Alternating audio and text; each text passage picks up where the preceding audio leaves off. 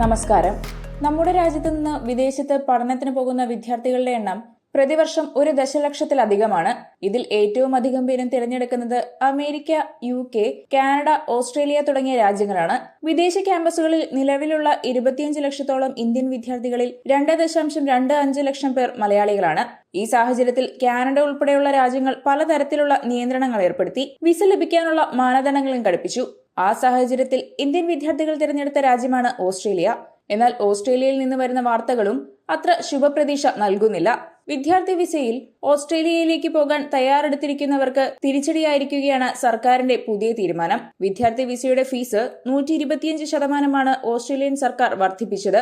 മുമ്പ് 59,245 രൂപ, അതായത് $710 ആയിരുന്ന വിസ ഫീ 1,33,510 രൂപ അഥവാ $1,600 ആയാണ് ഉയർത്തിയത്. തീരുമാനം ജൂലൈ 1 മുതൽ നിലവിൽ വന്നു. ഒറ്റയടിക്ക് 74,265 രൂപയാണ് കൂട്ടിയത്. വിദ്യാർത്ഥി വിസയിൽ നിയന്ത്രണം കൊണ്ടുവരുന്നതിന്റെ ഭാഗമായാണ് ഫീ കൂട്ടിയത്. പുതിയ വർധനയോടെ US, കാനഡ തുടങ്ങിയ രാജ്യങ്ങളെക്കാൾ ചെലവേറിയതാകും ഓസ്ട്രേലിയയിലേക്കുള്ള യാത്ര. സന്ദർശക വിസയും താൽക്കാലിക ബിരുദ വിസയുമുള്ളവരെ ഓൺഷോർ സ്റ്റുഡന്റ് വിസയ്ക്ക് അപേക്ഷിക്കുന്നതിൽ നിന്ന് വിലക്കിയിട്ടുമുണ്ട്. അനിയന്ത്രിതമായ കുടിയേറ്റം മൂലം ഓസ്ട്രേലിയയിൽ തദ്ദേശീയർ അസ്വസ്ഥരാണെന്ന റിപ്പോർട്ടുകൾ പുറത്തുവരുന്നതിനിടെയാണ് നിരക്ക് കൂട്ടിയത്.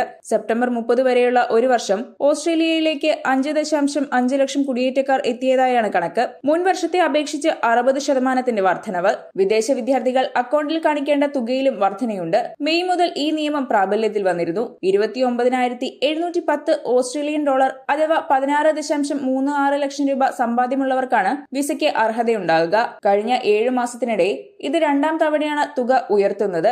കഴിഞ്ഞ ഒക്ടോബറിലാണ് 21,041 ഓസ്ട്രേലിയൻ ഡോളറിൽ നിന്ന് 24,505 ഡോളറായി ഉയർത്തിയത്. യാത്ര, കോഴ്സ് ഫീസ്, ജീവിത ചെലവുകൾ എന്നിവയ്ക്ക് ആവശ്യമായ പണം ഉറപ്പുവരുത്തുന്നതിനാണ് അക്കൗണ്ടിൽ തുക കാണിക്കുന്നത്. ഇതിനൊപ്പം കുറഞ്ഞ പ്രായപരിധി 50 വയസ്സിൽ നിന്നും 35 വയസ്സായി താഴ്ത്തിയിട്ടുമുണ്ട്.